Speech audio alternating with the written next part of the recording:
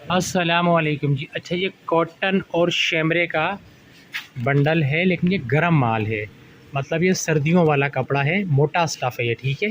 ये मोटा स्टफ़ है और इससे पैंट कोट शलवार कमीज़ ये चीज़ें इससे तैयार होती हैं। लेकिन ये सर्दी का स्टफ़ है ये सारा कॉटन है और शैमरे है, लेकिन ये मोटा कपड़ा है, ठीक है।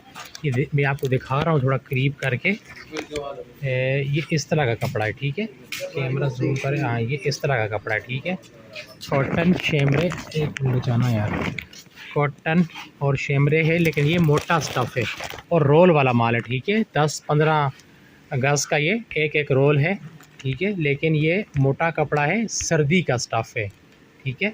80 किलो का बंडल है, चाइना इंपोर्ट है, ठीक है। ये इसी का दूसरा बंडल मैं आपको दिखा रहा हूँ, ये देखें आप, ये ठीक है। कॉटन और शैमरे हैं, सारा रोल वाला माल है, लेकिन ये मोटा कपड़ा है, पेंट कोट के लिए इस्तेमाल होता है, ठीक है। शलवार कमीज़ भी बनती है इससे, लेकिन ये मोटा स्टफ़ है, ठीक है। अब ये देखें कितना प्यारा कपड़ा है, ये ज़बरदस्त कपड़ा है।